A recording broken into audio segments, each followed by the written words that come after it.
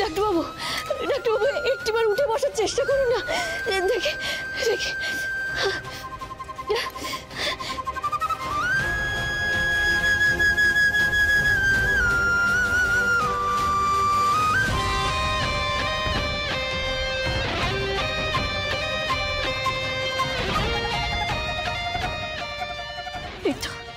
ডাক্তারবাবু,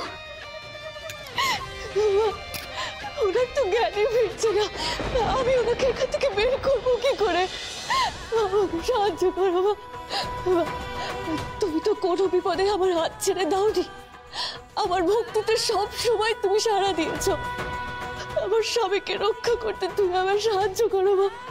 ওনার জন্য জ্ঞান ফিরে যায়। ডাক্তারবাবু তাকান, আপনাকে চোখ মেলে তাকাতেই হবে। তাকান, আপনার কিচ্ছু হবে না, কিচ্ছু হবে না। আমার শীতের সিঁদুর তুমি ফিরিয়ে দাও। আমার শীতের সিঁদুর তুমি ফিরিয়ে দাও।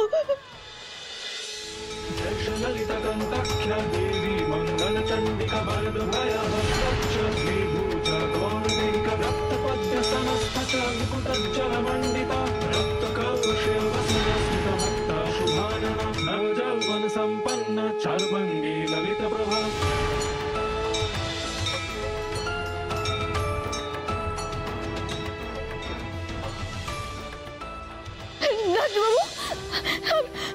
বলো না ঠিক আছে তো? আস্তে আস্তে আস্তে আস্তে আস্তে।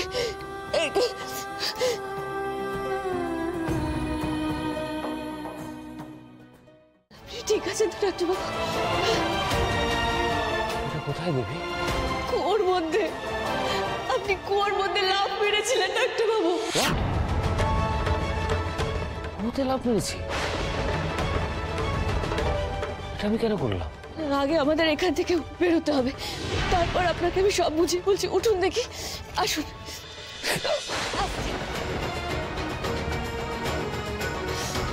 আস্তে আস্তে। ডাক্তারবাবু, এই দড়িটা বেঁধে নিতে হবে, তারপর উপরে উঠবো।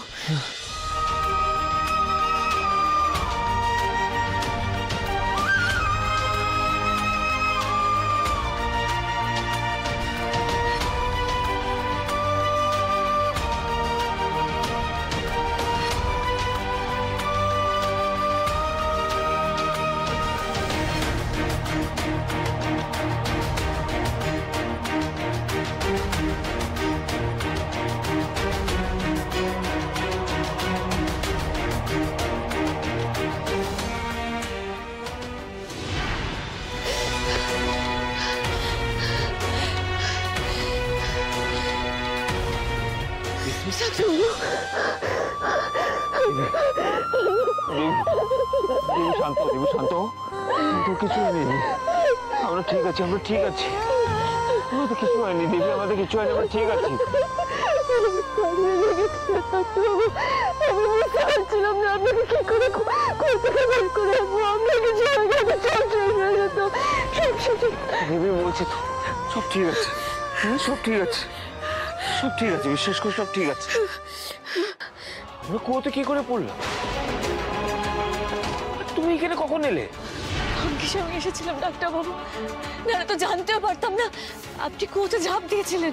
কুয়োতে আমি কেন ঝাঁপ দিয়েছিলাম? দেবী, আমার কিছুই মনে পড়ছে না। আমি তো মোহিনী কোথায়? আমিও তো সেটাই জানতে চাইছি, কোথায় উনি? কি অনিকেত, তোমাকে তো আমি কখন থেকে খুঁজে যাচ্ছি। দেবী, তুমি এখানে আবার কখন এলে? তোমাদের এটা কি অবস্থা হয়েছে? এরকম কেটে ছড়ে গেছে কেন? তোমাদের কি কোনো অ্যাক্সিডেন্ট হয়েছে নাকি?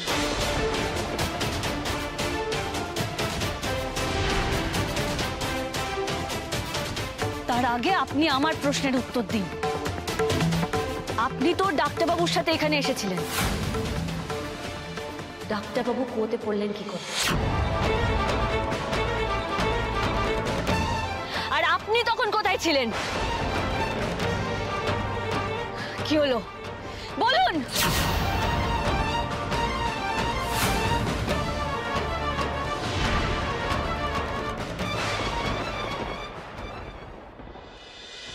শশাঙ্ক, এটা ভালো করে দেখে নে। আমাকে তুমি ক্ষমা করো দাদা, আমি তোমাকে আগেও বলেছি এইসব বৈষয়িক কথাবার্তা আলোচনা এগুলো আমার মাথায় ঢোকে না। আমাকে দাদা তুমি এইসব দায়িত্বভার থেকে মুক্ত করো। আরে আমার শরীরের অবস্থাটা বোঝ।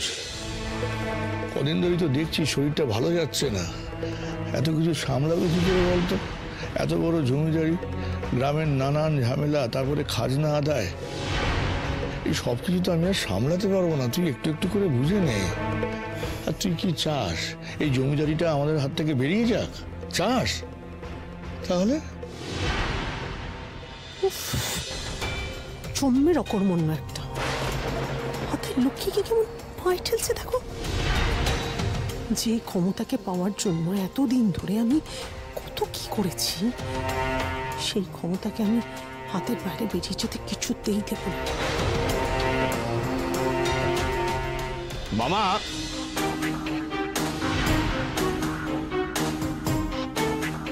আচ্ছা কেন তুমি খামোকা এইসব নিয়ে এত ভাবনা চিন্তা করছো বলো তো?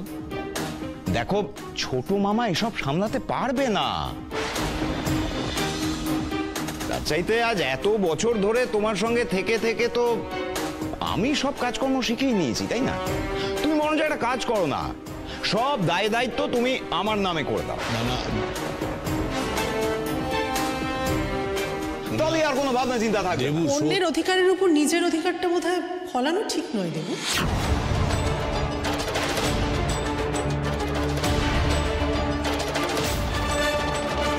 অন্যের অধিকার? তা নয় তো কি দেবু, এ বাড়ির কোনো জিনিসের উপরই তো তোমার অধিকার থাকার কথা নয়। মানে তুমি তো এ বাড়ির কেউ নও, তাই না? তুমি তো এবারে আশ্রিত মাত্র।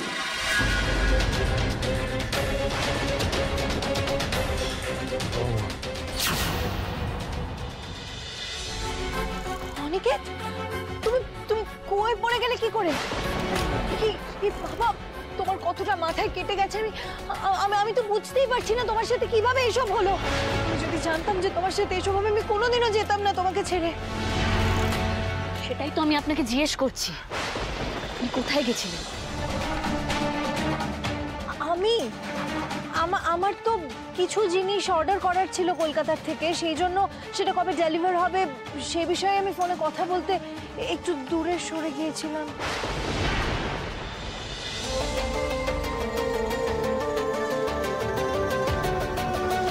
হ্যাঁ, আমার মনে আছে মোহিনী কথা বলতে বলতে দূরে সরে যাচ্ছিল। আমি ওকে ডাকছিলাম, কিন্তু তারপর কি হয়েছে আমার কিছু মনে পড়ছে না। আমি তো ফোনে ব্যস্ত ছিলাম, আমি কিছু বুঝতে পারিনি। আমার না এগুলো শুনে কেমন যেন হাত পা ঠান্ডা হয়ে আসছে আমার। I'm just shivering. দেবী, আমি তোকে বলেছিলাম এটা একটা সাইকোলজিক্যাল প্রবলেম। মাঝে মাঝে কিছু কিছু বিচ্ছিন্ন ঘটনা একেবারে মেমোরি থেকে চলে যাচ্ছে। সে সময় কি করছি না এইসব কিছুই মনে থাকছে না। এদিকে সমস্যাটা একটু সামলে নি, তারপর as soon as possible কলকাতায় গিয়ে ডক্টরকে কনসাল্ট করতেই হবে আমাকে। You are right, Aniket. আমারও মনে হয় এটা কোনো একটা সাইকোলজিক্যাল ইস্যু হচ্ছে তোমার সাথে। আমি নিশ্চিত এটা কোনো মানসিক সমস্যা নয়, কোনো অশুভ ঘটনাই ঘটেছে। কিন্তু কে সে অশুভ শক্তি সেটাই তো বুঝে উঠতে পারছি না। দেবী শোনো, তুমি আজ আমার অনেক বড় হেল্প করেছো, কিন্তু প্লিজ আমার কথাটা মনে রাখো, যে লাইফকে এইভাবে রিস্কে ফেলো না। যখনই হেল্প লাগবে আশেপাশে যারা আছে ওদেরকে ডাকবে। আর আমি তোমাদের দুজনকে একটা কথা বলে দিই, এখানে যা হয়েছে বাড়িতে কাউকে কিছু বলার দরকার নেই। উনি মেজকা আর মণিমাকে নিয়ে বাড়িতে সবাই স্ট্রেসড। দেখো, আমি আমার ট্রিটমেন্ট নিজেই করে নেবো, তোমরা প্লিজ এত টেনশন নিও না।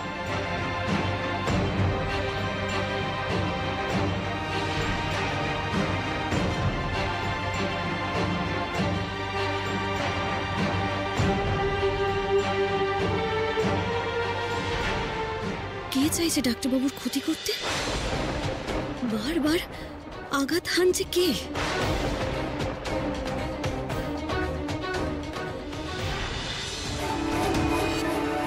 আজকের প্ল্যানটাও বানচাল করে দিলে তুমি দেবী। এবার আমার টার্গেট তুমি, তোমাকে ভাঙতে হবে। তোমাকে এবার এমন শাস্তি দেব যেটা তুমি কল্পনাতেও ভাবতে পারছো না।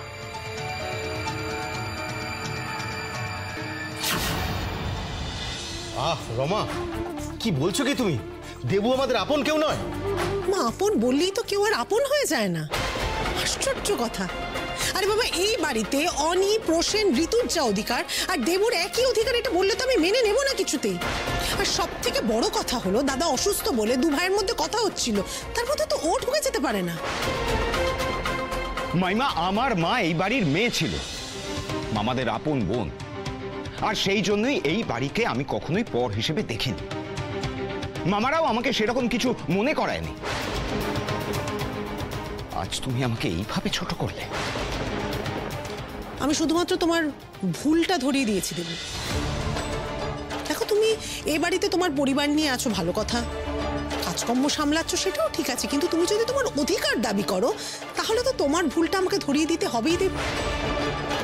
তার মানে? তার মানে দাদা না পারলে তারপর ভাইয়ের অধিকার, আর ভাইও যদি না পারে তাহলে সেক্ষেত্রে অন্য উপায় আছে। কি উপায়? ভাইয়ের সহধর্মিণী আছে দাদা।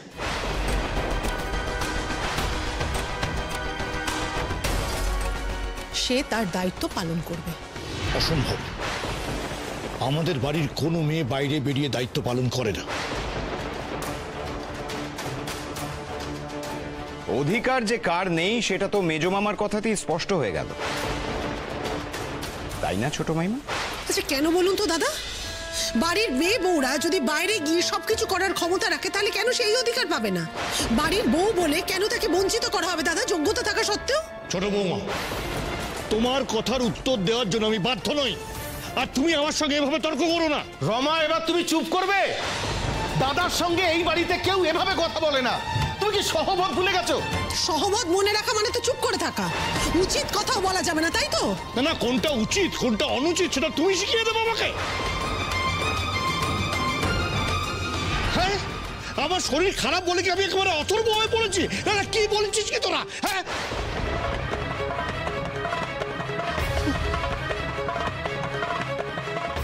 কি অনিজা করবো?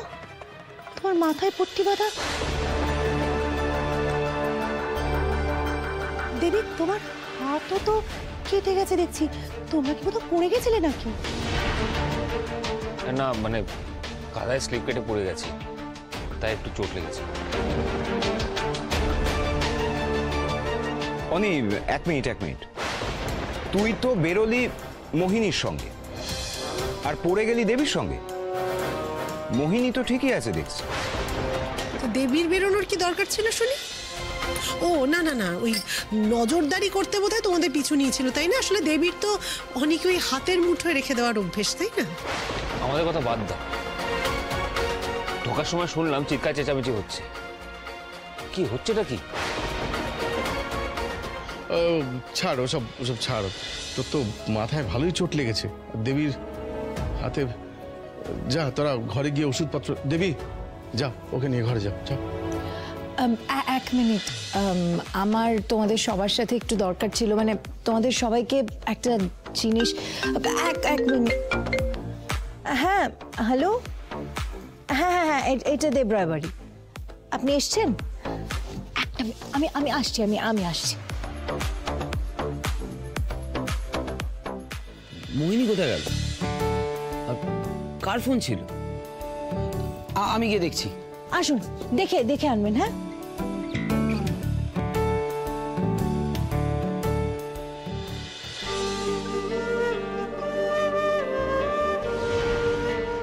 এখন আমাদের সম্পর্কটা পাল্টে গেছে।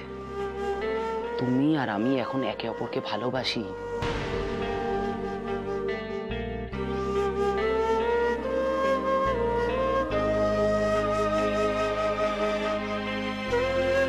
কি রে, আজকে চাটাও খেলি না, এইভাবে শুয়ে আছিস কেন?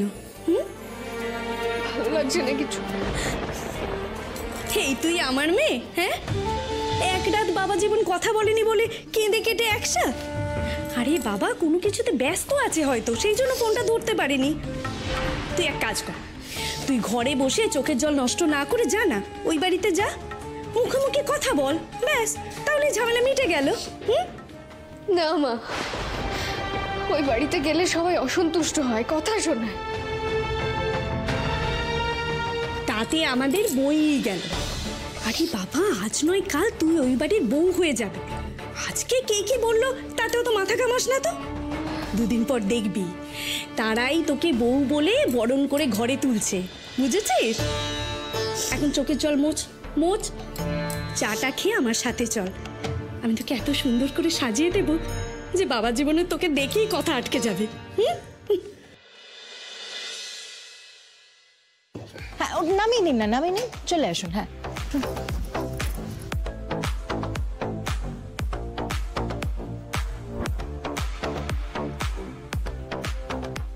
এই যে এটা আপনি রাখুন, আপনার টিপস। মোহিনী, এসব কি? আসলে অনিকেত, মণিমার অ্যাক্সিডেন্টের খবরটা শুনেই তো এখানে আর কি তাড়াহুড়ো করে চলে এলাম, কারোর জন্য কিছু আনা হলো না। আর সবাইকে তো আমি চিনতামও না, কিন্তু এখানে সবার সাথে পরিচয় হওয়ার পরে ভাবলাম সবাইকে কিছু একটা গিফট দিই, সেই জন্যই আর কি। একটা সেকেন্ড জেঠুমনি, এটা আপনার জন্য, এই নিন ধরুন। আর আন্টি এটা আপনার জন্য, দেখুন তো পছন্দ হয়েছে কিনা। ও মাই, এত দামি গিফট আমার জন্য?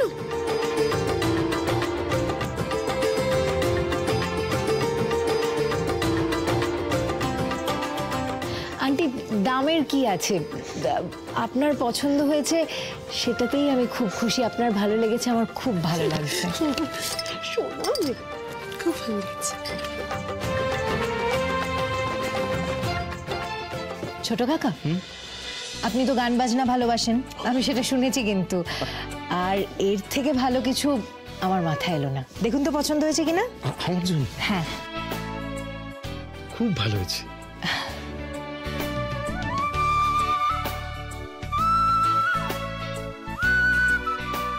এই যে ঋতু, আমি কিন্তু জানি তোমার ব্লগ শুট করার ভীষণ শখ, আর সেই জন্য এই যে ধরো, এই ফোনটা ইউজ করো।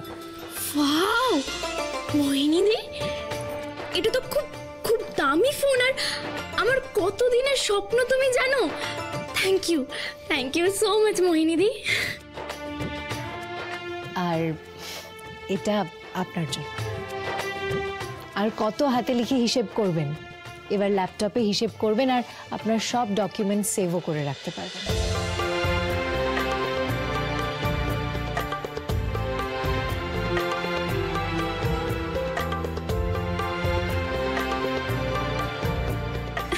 তুমি যে আমাদের সবার জন্য এত দামি দামি উপহার নিয়ে এলে, কি বলি বলো তো।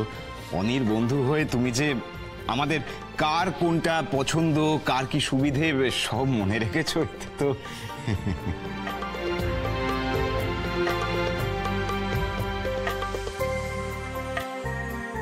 এই যে এটা তোমার, এর মধ্যে ইন্টারন্যাশনাল লাক্সারি ব্র্যান্ডের কিছু মেকআপ রয়েছে। বিদেশি বিদেশি মেকআপ ফোনে কত দেখেছি, কিন্তু কেনার সামর্থ্য হয়নি। টুকু, তুই আমার ড্রিমটাকে না একেবারে চুরো করে দিলে গো।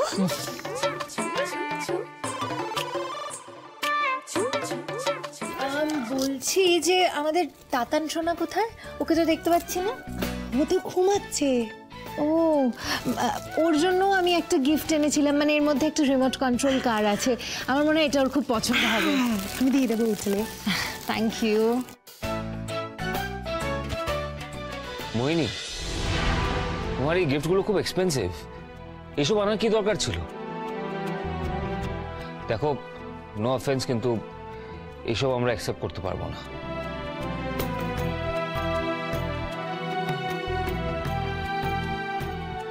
অনিদারটা না সব কিছুতে বাড়াবাড়ি। আমি কিছুতেই ফোনটা ফেরত দেবো না। চুপ কর না, এসবের কিচ্ছু ফেরত দেবো না। ওর কথা পারতে চেপে যা। বিশ্বাস করো অনিকেত, টাকা পয়সার থেকে ভালোবাসার মূল্য কিন্তু অনেক বেশি। টাকা পয়সা যখন তখন আর্ন করা যায়, কিন্তু ভালোবাসাটা অর্জন করতে হয়। আর ভালোবাসা অর্জন করা কিন্তু এত সহজ নয়।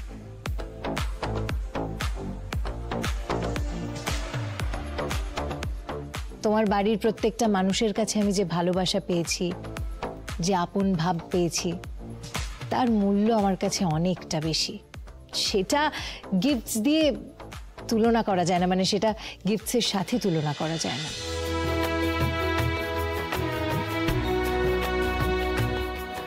আমি সবাইকে ভালোবেসে গিফটগুলো দিলাম, প্লিজ না করো না।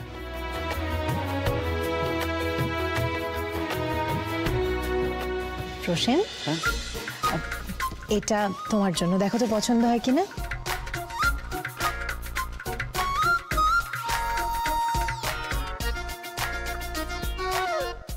Awesome. Thank you so much. You're welcome. Excellent. যাকে ভালোবেসে গিফটটা দিলে তাকে পড়ে কেমন লাগছে বলবে না?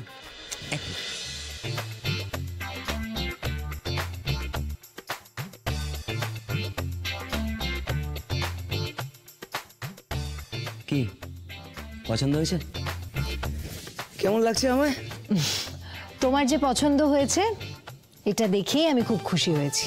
That's all. Ritu,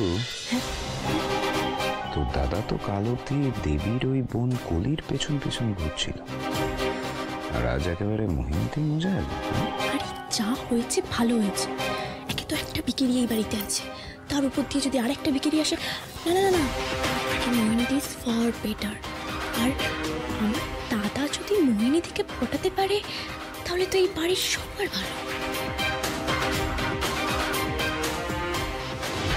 doctor madam এত দামি দামি জিনিস আনলেন, তাও আবার সবার পছন্দ মতন। এক রাতে উনি সবার পছন্দ সুবিধা অসুবিধা বুঝলেন কি করে?